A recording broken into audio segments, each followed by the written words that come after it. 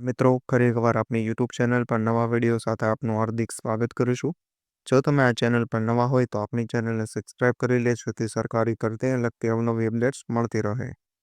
અને જો તમે આપણા વોટ્સએપ ગ્રુપમાં ન જોડાયા હોય તો તેની લિંક ડિસ્ક્રિપ્શનમાં આપેલી છે, જેમાં ક્લાસ 3ને લગતી ભરતીઓ તે ઉપરાંત શિક્ષક ભરતી અને આંગણવાડી ભરતી માટે જે અલગ અલગ લિંક આપેલી છે જેનાથી તમે જોડાઈ શકો છો.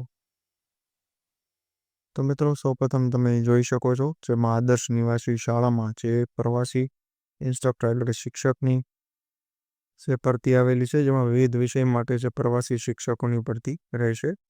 લાયકાતની વાત કરવામાં આવે તો BA BEd દર્શાવેલ છે અથવા તો વિષય મુજબ અલગ લાયકાત રહેશે.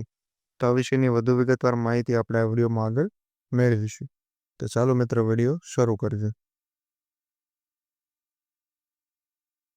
તો મિત્રો, સૌપ્રથમ તમે જોઈ શકો છો આદર્શ નિવાસી શાળાઓમાં નીચે જણાવેલ વિષય શિક્ષકોની જગ્યા ઉપર જે આદિજાતિ વિકાસ વિભાગ ગુજરાત રાજ્યના ઠરાવ મુજબ તે કામચલાઉ અને હંગામી ધોરણે જે પ્રવાસી શિક્ષકોની ભરતી કરવાની થાય છે. તો લાયકાત તેમજ શૈક્ષણિક અનુભવ ધરાવતા ઉમેદવારો જે અરજી જાહેરાતમાં પ્રસિદ્ધ થયેથી 10 દિવસમાં નીચે જણાવેલ સ્થળે રૂબરૂ અથવા તો જે પોસ્ટથી મોકલવાની રહેશે.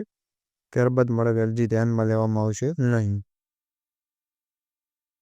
તો મિત્રો, સૌપ્રથમ તમે જોઈ શકો છો આદર્શ નિવાસી શાળા જિલ્લો અરવલ્લી, તેની અંદર જે માધ્યમિક ઉચ્ચતર માધ્યમિકમાં જે 2 વિભાગમાં ભરતી છે, જેમાં અંગ્રેજી સંસ્કૃત માધ્યમિક અને રસાયણ વિજ્ઞાન માટે જે ભરતી છે, એક પોસ્ટ માટે ભરતી છે. પાસ બિલ્ટ માનદ વેતન જે માધ્યમિકમાં 75 અને ઉચ્ચતર માધ્યમિકમાં 90 રૂપિયા રહેશે. ત્યારબાદ અન્ય સ્કૂલ જે મેઘરજ અરવલ્લીની છે, તેમાં પણ જે માધ્યમિક વિભાગમાં બંને ભરતી છે. ગુજરાતી, સામાજિક વિજ્ઞાન, અંગ્રેજી અને સંસ્કૃત જે કોમન લાયકાત BA BEd રહેશે અને સેલેરી જે 75 રૂપિયા પ્રતિ પીરિયડ રહેશે. લાયકાતની વાત કરવામાં આવે તો જે તે વિષયના સ્નાતક, અનુસ્નાતક અને કોમ્પ્યુટરનું જ્ઞાન ધરાવતા હોવા જોઈએ. સરકારશ્રીના ધારાધોરણો મુજબ જે પ્રવાસી શિક્ષકોને તાસ દીઠ માનદ વેતન ચૂકવવામાં આવશે. પ્રવાસી શિક્ષકની નિમણૂક શૈક્ષણિક ક્ષેત્ર સુધી મર્યાદિત રહેશે. સરકાર દ્વારા જે કાયમી શિક્ષક અથવા જ્ઞાન સાહેબની નિમણૂક થતા જે આ શિક્ષકોની સેવા આપોઆપ રદ થશે એ દર્શાવવામાં આવેલું છે.